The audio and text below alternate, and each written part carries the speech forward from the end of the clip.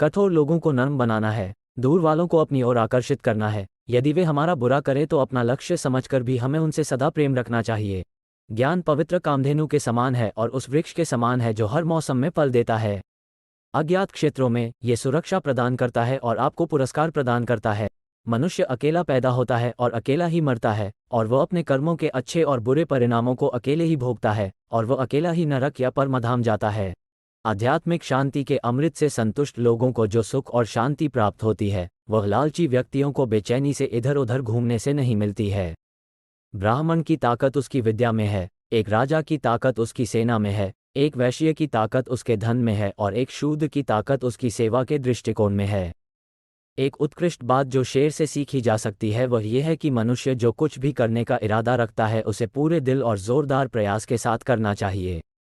संतुलित मन के समान कोई तपस्या नहीं है, और संतोष के समान कोई सुख नहीं है। लोभ जैसा कोई रोग नहीं, और दया जैसा कोई पुण्य नहीं। ज्ञान को व्यवहार में लाए बिना खो जाता है, अज्ञानता के कारण मनुष्य खो जाता है। एक सेनापति के बिना एक सेना खो जाती है।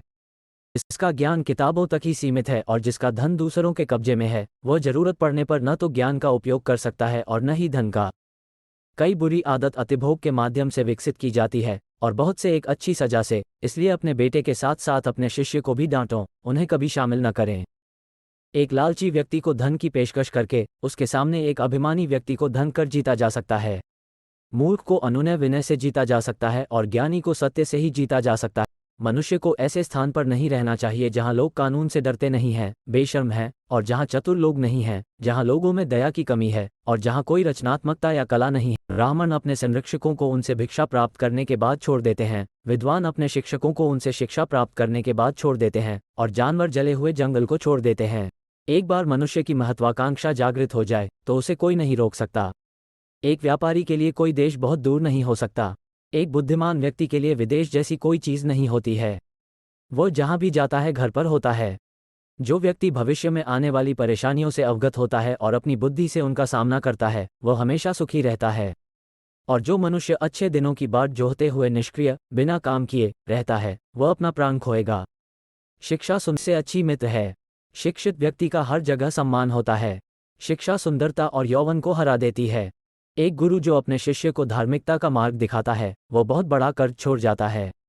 इसका भुगतान नहीं किया जा सकता क्योंकि कोई भी भौतिक वस्तु इतनी कीमती नहीं है। शिक्षक कभी साधारण नहीं होता।